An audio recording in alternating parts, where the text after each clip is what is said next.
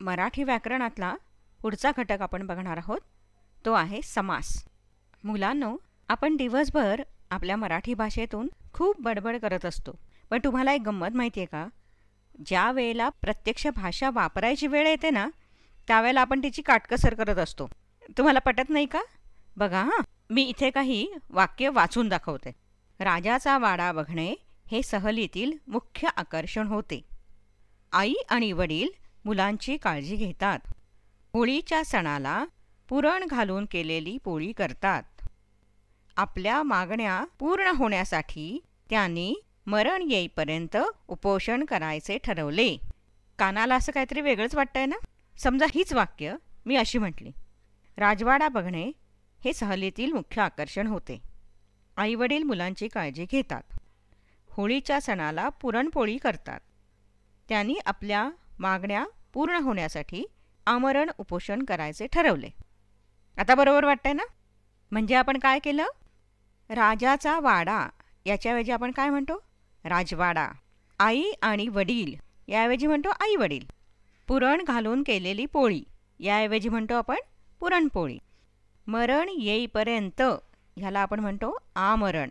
दोन शब्द एकत्र जोडताना कधीकधी त्या शब्दांमधले विभक्ती प्रत्यय तर कधीकधी दोन शब्दांच्या अर्थांच्या दृष्टीने संबंध जोडणारे जे इतर शब्द आहेत ते आपण गाळले आणि दोन शब्द एकत्र केले. अशा प्रकारे दोन शब्दांच्या एकत्रीकरणाला समास असं म्हणतात आणि तयार होणाऱ्या शब्दाला सामासिक शब्द असं म्हणतात. सामासिक शब्द कोणत्या शब्दांपासून तयार झाला हे सांगण्यासाठी किंवा स्पष्ट करण्यासाठी आपण त्यांची फोड करून सांगतो. या फोड करून दाखवण्याच्या पद्धतीला समासाचा विग्रह करणे असं म्हटलं जातं. आधी आपण घेतलेल्या उदाहरणावरून हे तुमच्या लक्षात येईल. असे सामासिक शब्द वापरल्यामुळे भाषेमध्ये काटकसर होते आणि खूप काही बोलत राहण्यापेक्षा मोजकेच आणि अर्थपूर्ण शब्द वापरून भाषेचं सामर्थ्यही वाढतं. समासामध्ये कमीत कमी दोन शब्द एकत्र आलेले असतात. समासामधील ह्या दोन शब्दांना पद असं म्हटलं जातं. पहिलं पद, दुसरं पद. या पदांपैकी एक पद हे महत्त्वाचं आणि दुसरं त्यापेक्षा कमी महत्त्वाचं अशी असतात. जे महत्त्वाचं पद असतं त्याला प्रधान पद असं म्हटलं जातं आणि जे कमी महत्त्वाचं पद असतं त्याला गौण पद असं म्हटलं जातं. सामासिक शब्दामध्ये असलेल्या या प्रधान आणि गौण पदांवरून समासांचे वेगवेगळे प्रकार पडतात. ते आहेत अव्ययी भाव समास, तत्पुरुषी समास, द्वंद्व समास आणि बहुव्रीही समास. पहिला प्रकार आहे अव्ययी भाव समास. आता तुम्ही आजन्म, गैरहजर, यथाशक्ती, प्रतिदिन, बिनतक्रार, बेफिकीर, बिनबोभाट, दर साल, आकंठ, यथावकाश, प्रतिवर्षी असे सामासिक शब्द आत्तापर्यंत ऐकले वाचलेले असतील. ही सर्व अव्ययी भाव समासाची उदाहरणं आहेत. हे शब्द कसे तयार झालेत बघा. आजन्ममध्ये आ अधिक जन्म. जन्म हा मूळ शब्द आहे, त्याला आ हा उपसर्ग लागून आजन्म हा शब्द तयार झाला आहे. उपसर्ग म्हणजे तुम्हाला माहिती आहे की शब्दाच्या पूर्वी जर काही अक्षर किंवा अक्षरसमूह जोडले असेल तर त्याला उपसर्ग म्हणतात.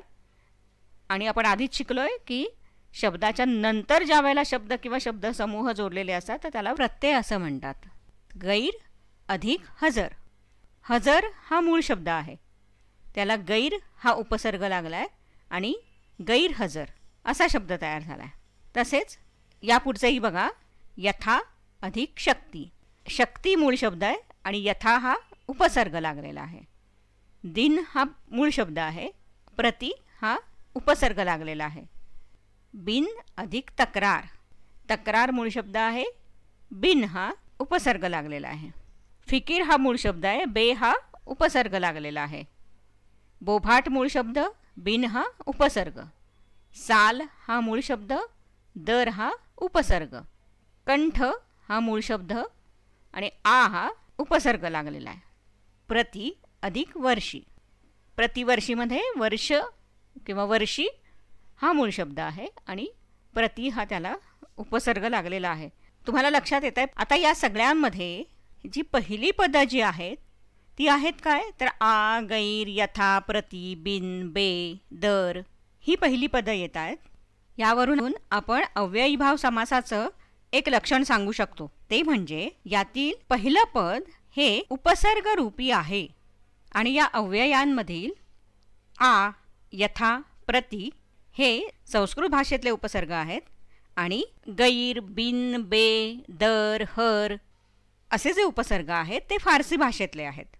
जेव्हा मूळ शब्दांना हे अव्यय लागतात किंवा उपसर्ग लागतात त्यावेळेला त्यांचा जो मूळ अर्थ आहे त्यामध्ये पूर्ण बदल होतो. मुलांना अव्यय म्हणजे काय ते तुम्हाला माहिती आहे ना? म्हणजे लिंग, वचन, विभक्ती यामध्ये बदल झाले तरी ज्या शब्दांमध्ये बदल होत नाही त्यांना अव्यय असं म्हणतात. म्हणजे जन्म आपल्याला माहिती आहे, पण आ जन्म याचा अर्थ काय होतो की जन्मापासून. हजर उपस्थित हा शब्द आपल्याला माहिती आहे, पण ज्यावेळेला त्याला गैर हा उपसर्ग लागतो त्यावेळेला त्याचा अर्थ पूर्ण बदलतो. अनुपस्थित किंवा हजर नाही असा त्याचा अर्थ होतो. शक्ती किंवा बल या अर्थाने आपल्याला शब्द माहिती आहे, पण यथाशक्ती याचा अर्थ शक्तीप्रमाणे. म्हणजेच काय होतंय की ज्या वेळेला एखाद्या शब्दाच्या अगोदर उपसर्ग किंवा अव्यय लागतो त्यावेळेला त्याचा अर्थ हा पूर्ण बदलतो. म्हणून पहिला शब्द हा महत्त्वाचा आहे. म्हणजे थोडक्यात आपल्याला अव्ययीभाव समासाचं अजून एक वैशिष्ट्य सांगता येतं, ते म्हणजे की यामध्ये जे सामासिक शब्द तयार होतात त्यामध्ये पहिलं पद हे महत्त्वाचं किंवा पहिलं पद हे प्रधान पद असतं आणि दुसरं पद हे गौण पद असतं. अव्ययीभाव समासाचं अजून एक वैशिष्ट्य म्हणजे यामध्ये द्विरुक्ती असलेले शब्द येतात. म्हणजे पानोपानी, पदोपदी, हळूहळू, पटपट, टणटण, टकटक, झपझप यासारखे एकच शब्द दोनदा असलेले म्हणजे द्विरुक्ती असलेले शब्द अव्ययीभाव समासामध्ये येत असतात. आणि या ठिकाणी जे उपसर्ग आहेत ते मराठी भाषेतले आहेत. आधी आपण संस्कृत आणि फारसी भाषेतले उपसर्ग बघितले, तसे ज्यावेळेला द्विरुक्ती असते त्यावेळेला मराठी भाषेतले उपसर्ग लागलेले असतात. आपण सुरुवातीला अव्ययीभाव समासाची जी उदाहरणं बघितली तर ते जे सामासिक शब्द आहेत त्या शब्दांचा क्रियाविशेषणासारखा वापर केला जातो. क्रियाविशेषण म्हणजे काय ते तुम्हाला माहिती आहे. क्रियेबद्दल अधिक माहिती सांगणारा शब्द त्याला क्रियाविशेषण असं म्हणतात. स्थळ, काळ किंवा रीतिवाचक अशी ही जी क्रियाविशेषणं आहेत ती या शब्दांमधून दाखवली जातात. म्हणजे उदाहरणार्थ दर साल म्हणजे प्रत्येक वर्षी हे कालवाचक क्रियाविशेषण आहे. गैरहजर म्हणजे हजेरीशिवाय हे रीतिवाचक क्रियाविशेषण आहे. घरोघरी म्हणजे प्रत्येक घरी हे स्थलवाचक आहे. पानोपानी प्रत्येक पानात हे पण स्थलवाचक आहे. अशा प्रकारे आपल्याला अव्ययीभाव समासाचं पुढचं वैशिष्ट्य सांगता येतं. यामध्ये तयार होणारे जे सामासिक शब्द आहेत ते क्रियाविशेषण अव्ययाचे काम करतात. या सगळ्या वैशिष्ट्यांवरून एखादा सामासिक शब्द सांगितला तर हा अव्ययीभाव समासाचं उदाहरण आहे हे आता आपल्याला निश्चितपणे सांगता येईल. दुसरा प्रकार बघूया, तत्पुरुष समास. आता आपण जो समासाचा प्रकार बघणार आहोत तत्पुरुष समास, याच्यामध्ये दुसरं पद हे प्रधान पद आहे आणि पहिलं पद हे गौण आहे. समजा असे आपण काही सामासिक शब्द बघितले, राजवाडा, बटाटेवडा, नवरात्र, शेतकरी, तोंडपाठ. तर या सगळ्या शब्दांमध्ये तुमच्या लक्षात येईल की दुसरा शब्द जो आहे तो महत्त्वाचा आहे. कसं काय ते बघूया. आता आपण म्हटलं राजवाडा म्हणजे राजाचा वाडा, पण नुसता राज म्हणून आपल्याला काही कळणार नाही. त्यामुळे त्याच्यापुढे वाडा हा शब्द महत्त्वाचा आहे. त्यामुळे आपल्याला निश्चितपणे कळतं की आपण कशाबद्दल बोलतोय. त्यामुळे दुसरं पद आहे ते महत्त्वाचं आहे. बटाटे वडा, बटाटे आपण बटाट्याची भाजी, पराठा काही म्हणू शकतो, पण बटाटे वडा, वडा हा शब्द जो आहे तो महत्त्वाचा आहे. त्याच्यावरून आपल्याला कळतं की तो खाद्यपदार्थ काय आहे. नवरात्र, नव म्हणजे 9 आणि रात्र, 9 रात्री. पण नुसतं 9 म्हटल्यानंतर किंवा नव म्हटल्यानंतर आपल्याला सगळा बोध होत नाही. नवरात्र म्हटल्यानंतर आपल्याला 9 रात्री हा बोध होतो. अशा पद्धतीने ज्यावेळेला आपण दुसऱ्या पदाचा उल्लेख करतो त्यावेळेला आपल्याला त्या शब्दाचा निश्चित अर्थ कळतो. म्हणून आपण म्हणतो की दुसरं पद हे इथे प्रधान पद आहे आणि पहिलं पद आहे ते गौण आहे. तत्पुरुष समासाबद्दल अजून एक सांगता येतं की या समासामध्ये दुसरं पद हे प्रधान पद असतं आणि अर्थाच्या दृष्टीने गाळलेले जे शब्द आहेत किंवा जे विभक्ती प्रत्यय आहेत ते विग्रहामध्ये घालावे लागतात. हे तत्पुरुष समासाचं अजून एक वैशिष्ट्य आहे. या भागामध्ये तत्पुरुष समासाचे आपण 7 वेगवेगळे प्रकार अभ्यासणार आहोत. मग त्यांची वैशिष्ट्य, त्यांची उदाहरणं किंवा त्यांच्या उदाहरणावरून त्यांची वैशिष्ट्ये आपण सांगू शकू. पहिला आहे विभक्ती तत्पुरुष समास. यामध्ये ज्या तत्पुरुष समासामध्ये कोणत्या तरी विभक्तीचा लोप करून 2 पदं जोडलेली असतात त्याला विभक्ती तत्पुरुष समास असं म्हणतात. यामध्ये प्रथमा विभक्ती सोडून इतर सर्व म्हणजे द्वितीया ते सप्तमी या सर्व विभक्तीचे प्रत्यय वापरलेले असतात आणि त्या त्या विभक्तीच्यानुसार या तत्पुरुष समासाला त्याचे नाव दिलेलं असतं. म्हणजे द्वितीयेचा लोप झाला असेल तर द्वितीया तत्पुरुष समास, चतुर्थीचा लोप झाला असेल तर चतुर्थी तत्पुरुष समास. या पद्धतीने हे विभक्ती प्रत्यय कसं दाखवता येईल तर पहिलं पद, प्रत्यय आणि दुसरं पद आणि ह्यातल्या मधल्या प्रत्ययाचा लोप झालेला आहे. त्याची उदाहरणं पण बघूया आपण. द्वितीया तत्पुरुष समास, त्याचं उदाहरण आहे सुखाला प्राप्त. सुख प्राप्त म्हणजे विग्रह आहे त्याचं सुखाला प्राप्त. ला हा द्वितीया विभक्तीचा प्रत्यय आहे आणि त्याचा लोप झालेला आहे.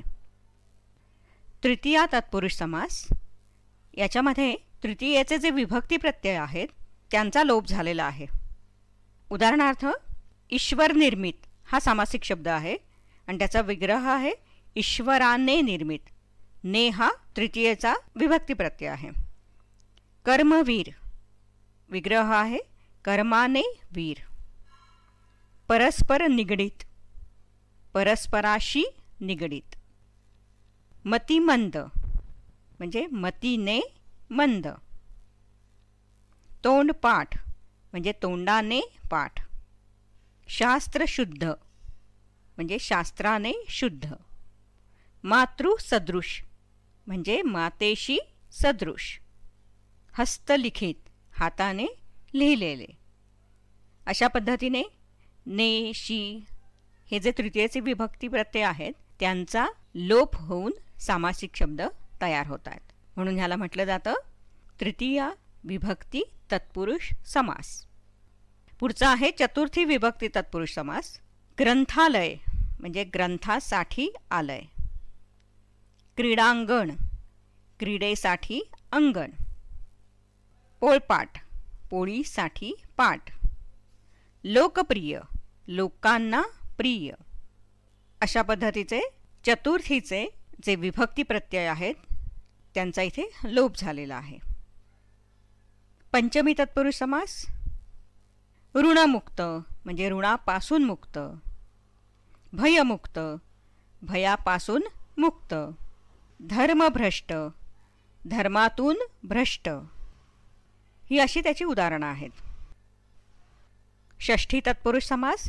षष्ठीचे जे विभक्ती प्रत्यय आहेत चा, चे, ची तर यांचा इथे लोप झालेला असतो. उदाहरणार्थ धर्मवेड म्हणजे धर्माचे वेड. राष्ट्रध्वज राष्ट्राचा ध्वज. आम्रवृक्ष आंब्याचा वृक्ष. कल्पनाशक्ती कल्पनेची शक्ती. बालमित्र म्हणजे बालपणीचा मित्र. पुष्पमाला पुष्पांची माला.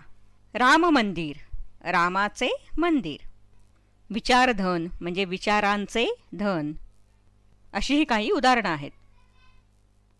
सप्तमी तत्पुरुष समास.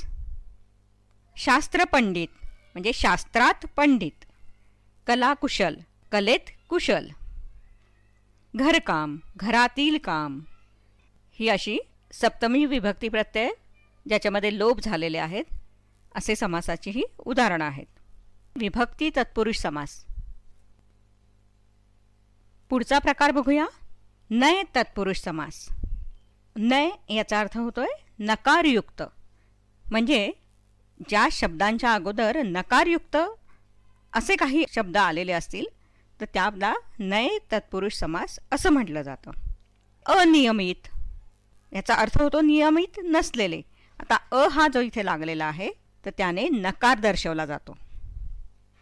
अचल गती नसलेले, इथे पण अ आलेला आहे की ज्याचा नकारार्थी अर्थ होतोय.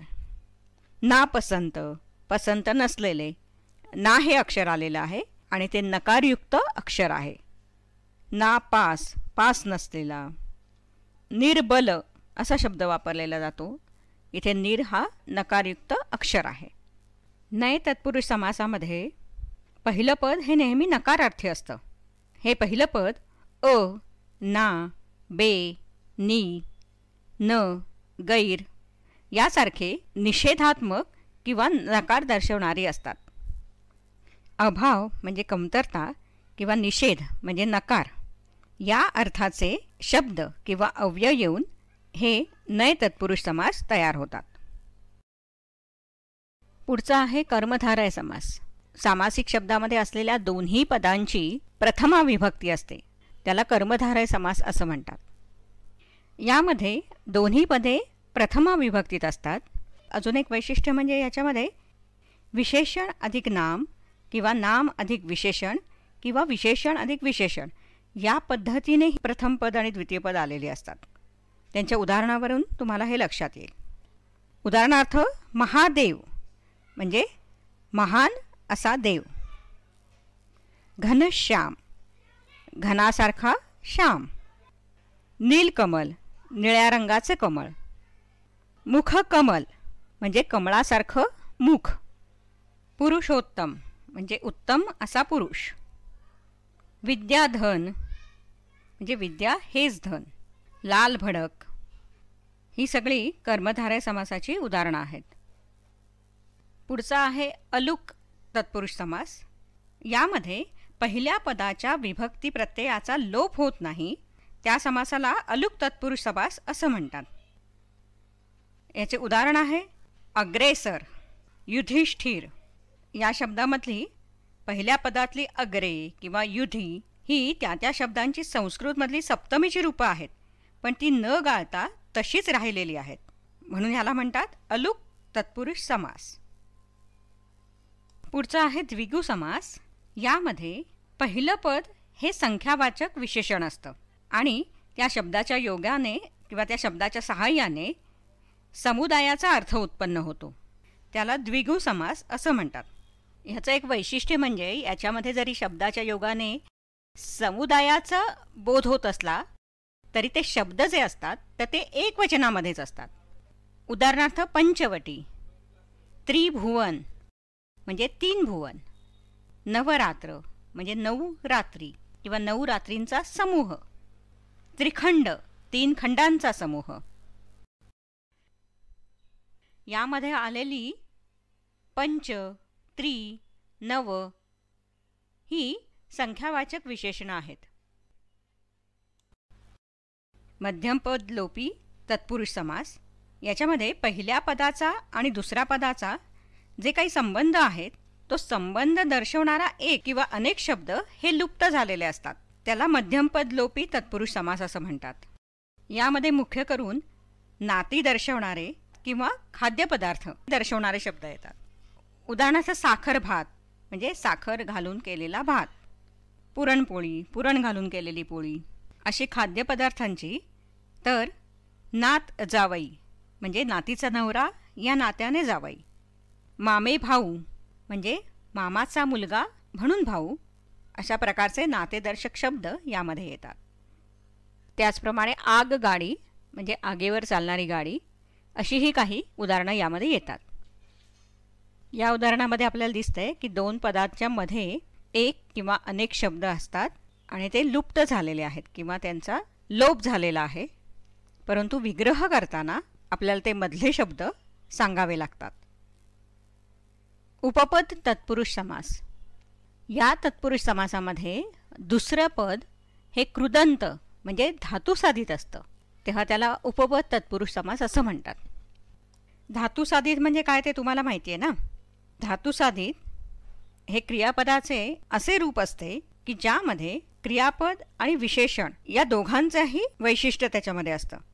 किंवा धातुसाधित हा असा शब्द आहे की जो अंशतः क्रियापद आणि अंशतः विशेषण आहे. उदाहरणार्थ शेतकरी म्हणजे शेती करणारा, यातला करी हा जो शब्द आहे ते धातुसाधित आहे. कृतज्ञ म्हणजे उपकाराची जाणीव असणारा, यातला ज्ञ आहे ते एक धातुसाधित आहे. कथाकार कथा करणारा, कार हा शब्द आहे ते धातुसाधित आहे. मार्गस्थ किंवा गृहस्थ यातलं स्थ हे शब्द आहे ते एक धातुसाधित आहे.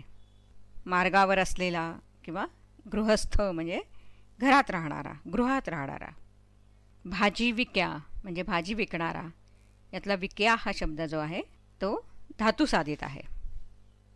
अशा प्रकारे आपण तत्पुरुष समासाचे वेगवेगळे प्रकार, त्यांची वैशिष्ट्य आणि उदाहरणं बघितली.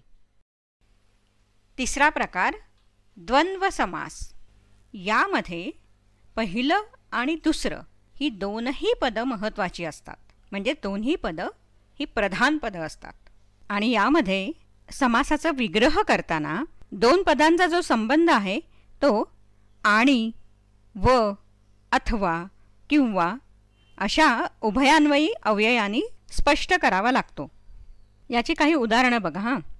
आई वडील, स्त्री पुरुष, सुख दुःख, पाप पुण्य, मीठ भाकर, गप्पा गोष्टी, भाऊ बहीण, विटी दांडू, वादळ वारा. आता यांच्यामध्ये आई वडील हा शब्द आहे त्याचा आई आणि वडील असा विग्रह होईल. स्त्री पुरुष याच्यामध्ये स्त्री व पुरुष असा विग्रह होतो.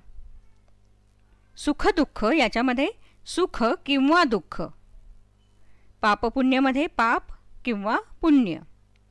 तर मीठ भाकर याच्यामध्ये मीठ भाकर आणि इतर पदार्थ असा विग्रह करायला लागतो. किंवा गप्पा गोष्टीमध्ये गप्पा गोष्टी आणि इतर असा विग्रह करायला लागतो. भाऊ बहीणमध्ये भाऊ आणि बहीण, विटी आणि दांडू, वादळ वारा आणि इतर असे या शब्दांचे विग्रह होतात.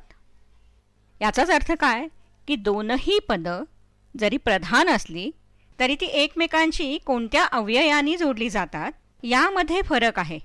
आणि त्यावरूनच द्वंद्व समासाचे 3 वेगवेगळे प्रकार पडतात.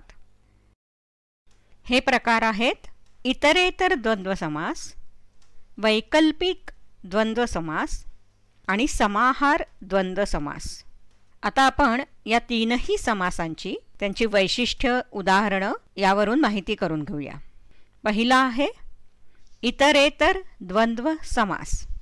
आपण काही सामासिक शब्द बघितले म्हणजे आई वडील, स्त्री पुरुष, विटी दांडू. तर यामध्ये आपल्याला दिसते की दोनही पदं प्रधान आहेत, ती एकमेकांशी आणि किंवा व अशा समुच्चयबोधक अव्ययांनी जोडलेली आहेत.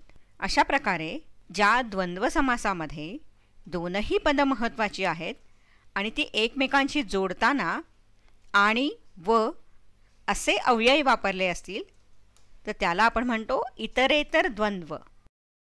म्हणजे थोडक्यात आपण असं म्हणू शकतो, ज्या द्वंद्व समासामध्ये दोनही पदं प्रधान आहेत आणि त्याबद्दल बोलताना दोनही पदं आवश्यक आहेत, असा जो समास आहे तो आहे इतरेतर द्वंद्व समास. त्याची अजूनही उदाहरणं बघा. भाऊ बहीण म्हणजे भाऊ आणि बहीण, कृष्णार्जुन कृष्ण आणि अर्जुन, विटी दांडू विटी व दांडू, कौरव पांडव याच्यामध्ये कौरव आणि पांडव. 2 पदं एकमेकांना जोडलेली आहेत, त्याच्यामध्ये आणि किंवा व हे अव्यय वापरलेले आहेत. हा आहे इतरेतर द्वंद्व समास. दुसरा प्रकार आहे वैकल्पिक द्वंद्व समास. सामासिक शब्दांमध्ये 2 पदांपैकी ज्या वेळेला एकच त्यातला बरोबर असेल किंवा एकाचीच अपेक्षा असेल तर अशा प्रकारच्या द्वंद्व समासाला वैकल्पिक द्वंद्व समास असं म्हटलं जातं. दोनही पदं प्रधान असतात आणि विग्रह करताना दोन पदांमधला संबंध दाखवताना किंवा अथवा अशा शब्दांचा उपयोग केलेला असतो. म्हणजे आपण म्हणू शकतो की यातलं पहिलं पद किंवा दुसरं पद दोनपैकी एकच त्या ठिकाणी अपेक्षित आहे. म्हणजे याची उदाहरणं बघा. सुख दुःख, पाप पुण्य, खरे खोटे, मागे पुढे, राव रंक हे जे सामासिक शब्द आहेत किंवा ही जी द्वंद्व समासाची उदाहरणं आहेत याच्यामध्ये सुख किंवा दुःख दोनपैकी एकच असू शकतं. पाप अथवा पुण्य एकच काहीतरी असेल.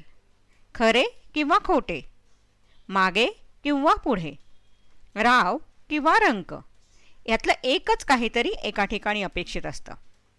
अशा प्रकारचे जे सामासिक शब्द आहेत ते वैकल्पिक द्वंद्व समास यामध्ये येतात. आणि यातला तिसरा प्रकार आहे समाहार द्वंद्व समास. सामासिक शब्दामध्ये असलेल्या दोन पदांबरोबरच त्या पदांना अनुसरून असलेल्या इतर काही गोष्टींचा किंवा वस्तूंचा त्यामध्ये समावेश होत असतो. जसं उदाहरणार्थ चहा पाणी. म्हणजे जर आपण एखाद्याला म्हटलं की आमच्याकडे चहा पाण्याला या, तर आपण काय फक्त चहाचा कप आणि पाण्याचा तांब्या आणून ठेवतो असं नाही. आपलेपणा असेल किंवा ओळख असेल त्याप्रमाणे चहा, बिस्किट, पोहे, चिवडा अशा सगळ्या गोष्टी होतो ना. म्हणजे आई म्हणते मी भाजीपाला आणायला जाते, त्यावेळेला काय फक्त एखादी भाजी आणि एखादा पाला आणते असं नाही. त्याच्याबरोबर लिंबू, आलं, मिरची, कोथिंबीर या पण गोष्टी येतात की नाही. हे चहा पाणी, भाजीपाला ही जी आहेत समाहार द्वंद्व समासाची उदाहरणं आहेत. म्हणजे या सामासिक शब्दामध्ये सांगितलेला भाजी पाला याच्याबरोबर अजूनही 4 गोष्टी येतात. चहा पाणी याच्याबरोबर अजूनही काही गोष्टी येतात.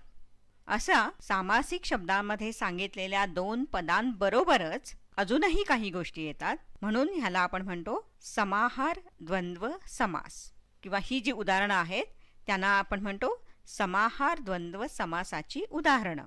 तशी इतरही आपल्याला काही सांगता येतील. मीठ भाकरी म्हणजे फक्त मीठ आणि भाकरी असा होत नाही. भाकरीबरोबर अजूनही काही भाजी, आमटी यांचाही त्याच्यामध्ये समावेश होतो. धावपळ की ज्यामध्ये धावणे, पळणे, उड्या मारणे, खेळणे या सगळ्यांचाच समावेश होतो. गप्पा गोष्टी, वादळ वारा, पालापाचोळा, गुरे वासरे ही सगळी समाहार द्वंद्व समासाची उदाहरणं आहेत. म्हणजे आपण असं म्हणू शकतो की समाहार द्वंद्वाचं वैशिष्ट्य काय आहे की ज्याच्यामध्ये पहिलं पद अधिक दुसरं पद अधिक त्यासारखी इतर पद या सगळ्यांचा समावेश असतो. अशा प्रकारे आपण द्वंद्व समासाचे 3 प्रकार बघितले, त्यांची वैशिष्ट्ये आणि उदाहरणं बघितली. यावरून तुम्हाला दिलेला सामासिक शब्द द्वंद्व समास आहे किंवा नाही हे निश्चितपणे सांगता येईल. चौथा प्रकार आहे बहुव्रीही समास. आतापर्यंत आपण समासाचे 3 प्रकार बघितले. त्यामध्ये पहिले पद महत्त्वाचे असलेला, दुसरे पद महत्त्वाचे असलेला, दोनही पदे महत्त्वाचे असलेला असे समासाचे प्रकार बघितले. परंतु आता जो आपण प्रकार बघणार आहोत तो आहे बहुव्रीही समास. तर यामध्ये त्या सामासिक शब्दामध्ये असलेले दोनही पदे अर्थाच्या दृष्टीने प्रमुख नसतात किंवा अर्थाच्या दृष्टीने ती दोनही गौण असतात. या दोनही पदांमधून तिसऱ्या एखाद्या पदाचा बोध होत असतो आणि हा सामासिक शब्द त्या तिसऱ्या पदाचे विशेषण असतो. अशा प्रकारच्या समासाला बहुव्रीही समास असं म्हणतात. चे उदाहरण बघूया. उमापती असा शब्द आहे, पण यात असलेले उमा आणि पती ही दोनही पद किंवा हे दोनही शब्द महत्त्वाचे नाहीत, तर उमेचा पती म्हणजे शंकर या तिसऱ्याच पदाचा यातून बोध होतो आहे. त्यामुळे हे बहुव्रीही समासाचं उदाहरण आहे. अजूनही काही उदाहरणं बघूया.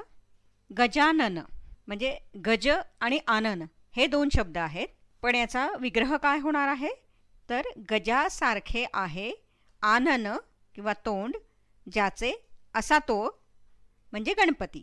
गणपती या तिसऱ्याच पदाचा आपल्याला यातून बोध होत आहे. चक्र पाणी म्हणजे चक्र आहे पाणी म्हणजे हातात ज्याच्या असा तो आहे विष्णू. अष्टभुजा 8 आहेत भुजा म्हणजे हात जिला अशी ती म्हणजे देवी. कमलनयन कमळासारखे आहेत डोळे ज्याचे असा तो म्हणजे श्रीराम. अजूनही उदाहरणं बघा. चौकोन म्हणजे 4 आहेत कोण ज्याला असा तो. जितेंद्रिय जिंकली आहेत इंद्रिय ज्याने असा तो.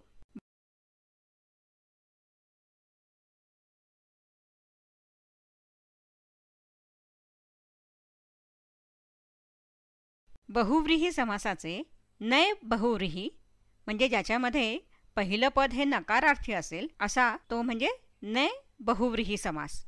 उदाहरणार्थ अनंत म्हणजे नाही अंत ज्याला असा तो, किंवा अखंड नाही खंड ज्याला असे ते. सुरुवातीचा अ हा येतोय तो नकारदर्शक येतोय. दुसरा प्रकार आहे सह बहुव्रीही. याच्यामध्ये सुरुवातीला स किंवा सह हे अव्यय येत असतात. उदाहरणार्थ सहर्ष हर्षासहित, सह कुटुंब कुटुंबासहित आहे असे ते, सबळ बळासह आहे असे ते. ही बहुव्रीही समासाची काही उदाहरणं आहेत. या प्रकारे दिलेल्या सामासिक शब्दामधून बहुव्रीही समासाची उदाहरणं तुम्ही निश्चितपणे शोधून काढू शकाल. हा व्हिडिओ आपल्या मित्रमैत्रिणींना नक्की शेअर करा. धन्यवाद.